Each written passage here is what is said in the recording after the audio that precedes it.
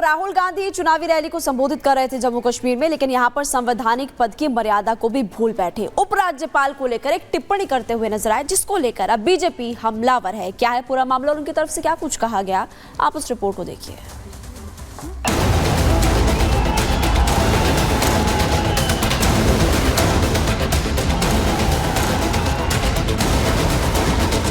राहुल का विवादित बयान, खत्म किया संवैधानिक पद का सम्मान। बाहरी अंदरूनी की लड़ाई, राजनीति की गरिमा गिराई। जम्मू कश्मीर का चुनावी समर जैसे जैसे आगे बढ़ रहा है, राजनीतिक दलों के बयानों में तल्खी लगातार बढ़ती जा रही है। हालात अब कुछ इस कदर बिगड़ चुके हैं कि राजनीतिक मर्यादा के साथ साथ संवैधानिक पदों को सम्मान देना भी खत्म हो चुका है। राहुल श्रीनगर की एक रैली में वो सब कुछ कह गए जिससे उनकी राजनीतिक अपरिपक्वता पर सवाल खड़े हो रहे हैं। राहुल केंद्र सरकार को घेरने की जल्दी में संवैधानिक पद पर बैठे उपराज्यपाल को राजनीति में घसीट लाए। लेफ्टिनेंट गवर्नर है, वो राजा है, वो बाहर का है, वो जम्मू कश्मीर का नहीं है। और जम्मू कश्मीर के लोगों के दिल में जो है, जो विकास जम्मू कश्मीर के लोग चाहते हैं, ये व्यक्ति कर ही नहीं सकता है। इसको मालूम ही नहीं कैसे करना है। इसीलिए हम चाहते हैं कि एक बार फिर जम्मू कश्मीर के लोग अपने नेता चुने, अपने एमएलए चुने, अपनी सरकार चुने। लेकिन जब राहुल उपराज्यपाल पर सवाल खड़े कर रहे थे तो वो ये भूल गए कि वो चुनावी रैली में बोल रहे हैं और राज्यपाल किसी राजनीतिक दल का नेता नहीं बल्कि उसकी नियुक्ति खुद देश का राष्ट्रपति करता है। राहुल को उपराज्यपाल पर दिए बयान के बाद से बीजेपी हमलावर है। बीजेपी ने राहुल से बाहरी के मुद्दे पर तीखे सवाल पूछे। पहले उनके पूर्वजों ने देश को धर्म के आधार पर बांटा, फिर भाषा के आधार पर, आजकल जाति के आधार पर बांट रहे हैं और अब अंदरूनी और बाहरी के रूप में भी बांट रहे हैं। आपकी बहना आप केरल से चुनाव लड़ेगी तो आपकी बहना बाहरी है, आपकी बहना हिमाचल प्रदेश में घर बना दे तो क्या वो बाहरी है? ये मानसिकता दिखाता है और इसीलिए इस प्रकार के बयानों का समर्थन या तो सिख फॉर जस्टिस नाम का आतंकी गुट करता है या तो कोई पाकिस्तान में बैठा हुआ ख्वाजा आसिफ करता है। देश हो या विदेश, राहुल जब बोलते हैं तो कई बार अपनी ही पार्टी के लिए मुसीबत का सबब बन जाते हैं। सेल्फ गोल की आदत ऐसी कि बीजेपी को बैठे बिठाए मुद्दा दे जाते हैं। अब उपराज्यपाल को बाहरी बताना राहुल और कांग्रेस के लिए एक बार फिर नई मुसीबत खड़ी कर सकता है, क्योंकि राहुल ने बाहरी और भीतरी का जो मुद्दा उठाया है उस पर खुद राहुल के सहयोगी दल भी बोलने से कतरा रहे हैं और बीजेपी चुनाव में इस मुद्दे को और जोर शोर से उठा सकती है। Bureau report, Republic Bharat. और ऐसा पहला मामला नहीं जब राहुल गांधी ने इस तरह का बयान दिया, उससे पहले भी कई बार इस तरह की बयानबाजी करके खुद की पार्टी की फजीहत करवाई। राहुल के विवादित बोल, साल 2013 की बात करें, मुजफ्फरपुर दंगे को लेकर, मुजफ्फरनगर दंगे को लेकर क्या कहा था वो आपको बता रहे। साल 2017 की बात करें, वंशवाद को लेकर कहा वंशवाद भारतीय राजनीति का हिस्सा है। इसके अलावा साल 2018 की बात करें, बीफ को लेकर कहा था कि कौन क्या खाएगा ये कोई तय नहीं करेगा।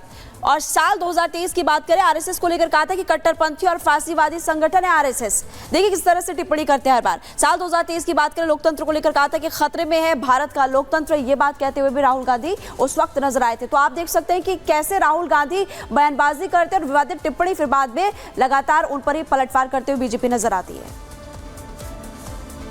जाली नोट पर एक्शन, सपा का कनेक्शन। जी हां, ये मामला उत्तर प्रदेश के कुशीनगर से सामने आया है, जहां इंटरनेशनल जाली नोट बनाने वाले गिरोह का, कारोबार करने वाले गिरोह का पर्दाफाश हुआ है और इसका जो सरगना है, यानी कि गैंग का जो सरगना है, उसका कनेक्शन सामने आया है समाजवादी पार्टी से। और मामला सामने आने के बाद अब सियासत भी खूब देखने को मिल रही है। जहां बीजेपी लगातार समाजवादी पार्टी पर हमलावर, तो समाजवादी पार्टी के जो नेता हैं इस पूरे मामले पर कुछ भी कहने से बचते हुए फिलहाल नजर आ रहे हैं।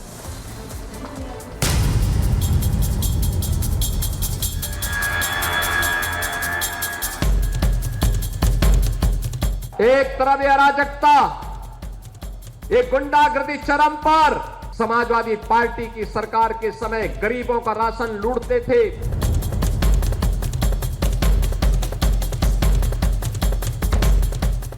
हत्या हो, लूट हो या महिलाओं से अपराध का कोई केस हो या फिर दूसरा जघन्य अपराध। हर जगह सपा का कोई ना कोई कनेक्शन सामने आ ही जाता है। ऐसा हम नहीं कह रहे हैं, बल्कि खबरें और आंकड़े कुछ इसी तरफ इशारा कर रहे हैं। खुद प्रदेश के मुखिया आए दिन अपराधियों के साथ सपा कनेक्शन को लेकर हमले करते रहते हैं। नया मामला यूपी के कुशीनगर का है, जहां जाली नोट का कारोबार करने वाले एक बड़े अंतर्राष्ट्रीय गिरोह का पर्दाफाश हुआ है। कैमरे के सामने हाथ जोड़कर गुनाहों से तौबा करने वाले इन बदमाशों को गौर से देखिए। ये बदमाश भारत की अर्थव्यवस्था को खोखला करने में लगे हैं। नकली भारतीय रुपयों का कारोबार करके ये बदमाश देश के खिलाफ बड़ी आर्थिक क्षति की साजिश रच रहे थे। इन बदमाशों का गिरोह यूपी और बिहार के बॉर्डर इलाकों में सक्रिय था। यही नहीं, इस गिरोह के तार सीमा पार नेपाल से भी जुड़े हैं। इस कार्रवाई में पुलिस ने 10 शातिर अभियुक्तों को गिरफ्तार किया।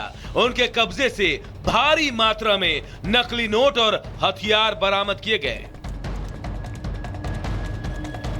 लेकिन इस गिरफ्तारी में सबसे दिलचस्प बात आरोपी मोहम्मद रफीक खान उर्फ बबलू का नाम है। रफीक खान समाजवादी लोहिया वाहिनी का राष्ट्रीय सचिव है। बताया जा रहा है कि जाली नोटों का यह गोरख धंधा उसी की सरपरस्ती में चल रहा था। लेकिन रफीक ये समझने में देर कर चुका था कि वो यूपी में है और यहाँ अपराध की एक ही सजा है। ये जितने भी है, चाहे कहीं से भी जुड़े हो, लेकिन ये अपराध में पकड़े गए हैं। इनका आपराधिक इतिहास है और ऐसे अपराधियों के खिलाफ कड़ी कार्रवाई की जाएगी। और आगे भी इसमें कोई भी लोग हो, चाहे कहीं से भी जुड़े हुए हो, कोई भी इनका बैकग्राउंड हो, अगर वो अपराध में लिप्त हैं, अगर गैंग में लिप्त हैं, इस तरीके का कृत्य करते हैं जाली नोट अवैध असला में, तो इन सभी को पकड़। ये वही आरोपी है जिसने 2 बच्चियों के साथ दरिंदगी की थी। बिल्कुल। और देखिए, जब ये मामला सामने आया था तो जबरदस्त तरीके से लोगों में गुस्सा, नाराजगी देखने को मिली थी और लोग ये कह रहे थे कि आरोपी के खिलाफ सख्त से सख्त कार्रवाई की जाए। लेकिन अब क्योंकि जब इसे एनकाउंटर में ढेर किया गया है, तो दूसरी तरफ अब इस पूरे मामले को लेकर सियासत भी शुरू हो चुकी है। रिपोर्ट के जरिए आपको दिखाते हैं।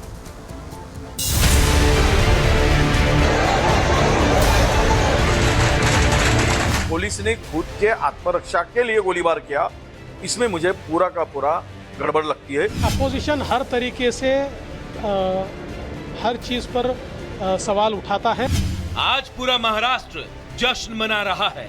बदलापुर कांड के आरोपी के मारे जाने पर बैंड बजा रहा है, पटाखे फोड़कर खुशी जता रहा है।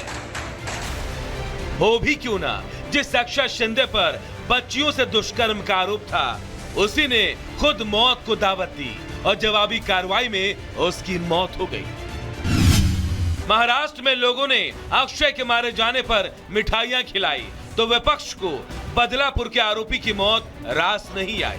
आरोपी अक्षय शिंदे के मारे जाने पर सवाल उठा दिया। राज्य सरकार और महाराष्ट्र पुलिस को कटघरे में लाकर खड़ा कर दिया। पुलिस ने खुद के आत्मरक्षा के लिए गोलीबार किया, इसमें मुझे पूरा का पूरा गड़बड़ लगती है।